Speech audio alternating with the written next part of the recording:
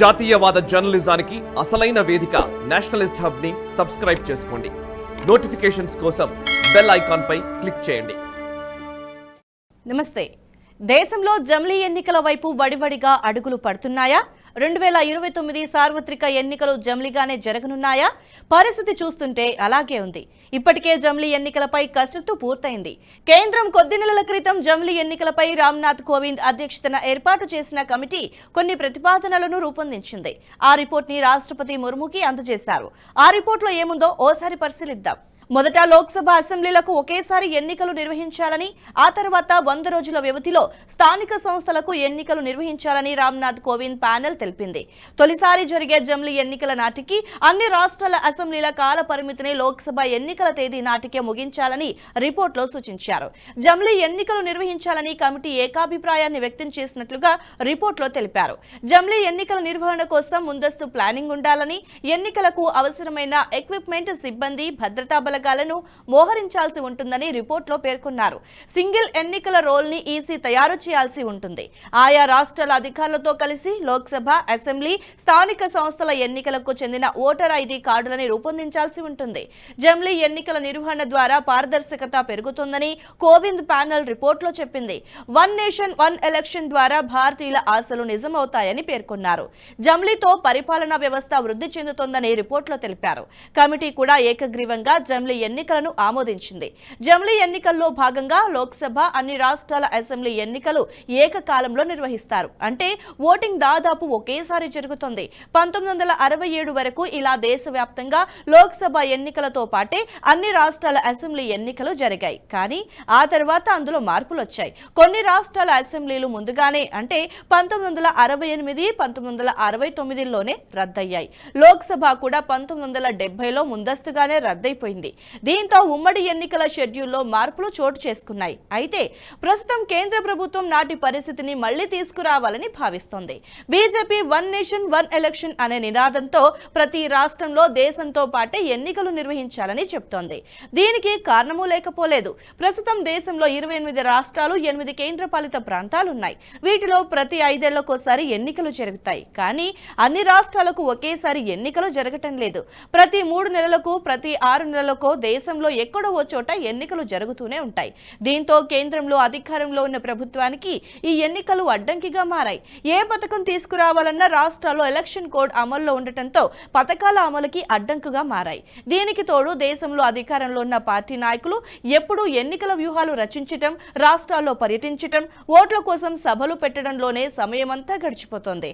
దీంతో ప్రభుత్వాలకు ఇవి ఇబ్బందికరంగా మారుతూ వచ్చాయి. ప్రభుత్వాన్ని నడపటం కంటే ఎన్నికలపై దృష్టి సారించడానికే సమయమంతా వృధా అవుతుంది. అందుకే జమిలీ ఎన్నికలు నిర్వహిస్తే 5 ఏళ్ల కాలం వరకు ప్రభుత్వాలను ఏ అడ్డంకి లేకుండా నడపొచ్చు.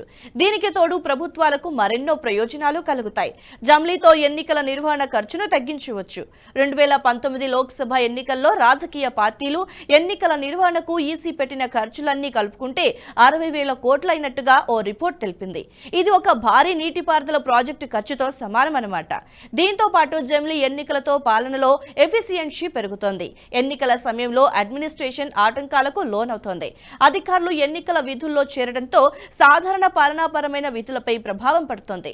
తరచూ మోడల్ కోడ్ అమలు చేయటం వల్ల కొత్త ప్రాజెక్టులు, ప్రజా సంక్షేమ కార్యక్రమాలను ప్రారంభించడం ఇబ్బందికరమవుతోంది.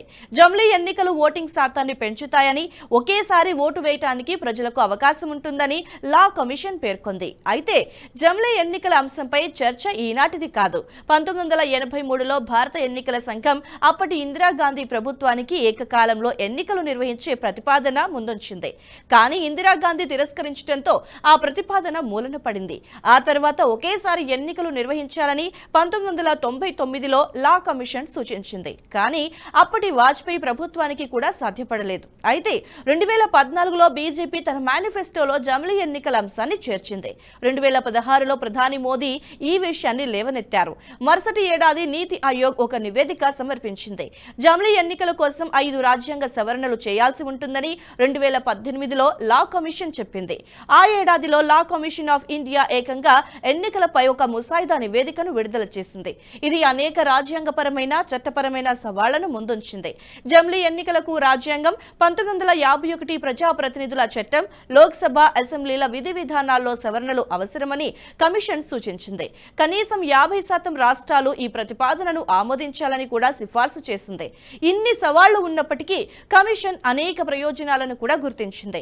2019లో మోదీ నేతృత్వంలోని బీజేపీ మళ్లీ గెలిచినప్పుడు అఖిలపక్ష సమావేశం ఏర్పాటు చేయగా ప్రతిపక్షాలు బహిష్కరించాయి. 2022లో దేశమంతటా ఏకకాలంలో ఎన్నికలు నిర్వహించేందుకు సిద్ధంగా ఉన్నామని ఎన్నికల సంఘం తెలిపింది. ఇక 2022 డిసెంబర్లో లా కమిషన్ అన్ని పార్టీలను సంప్రదించి అభిప్రాయాన్ని కోరింది.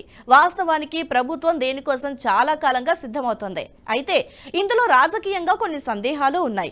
జమిలీ ఎన్నికలను నిర్వహిస్తే ముఖ్యంగా అది కేంద్రంలో అధికారంలో ఉన్న పార్టీకి లాభం చేకూరుస్తుందన్నది విశ్లేషకుల వాదన. అయితే ఇది చాలా తప్పు.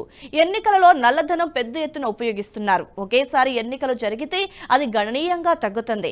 ఎన్నికల ఖర్చుల భారం కూడా తగ్గుతుంది. సమయం ఆదా అవుతుంది. పార్టీలు, అభ్యర్థులపై ఖర్చు తగ్గుతుంది. ఎన్నికల నిధులే పార్టీలకు అతిపెద్ద భారం. ఇలాంటి పరిస్థితుల్లో చిన్న పార్టీలు లాభపడతాయి. ఎందుకంటే అవి అసెంబ్లీకి, లోక్సభకు వేర్వేరుగా ప్రచారం చేయాల్సిన అవసరం ఉండదు. దీని కారణంగా అవినీతి కూడా తగ్గుముఖం పట్టే అవకాశం ఉంటుంది.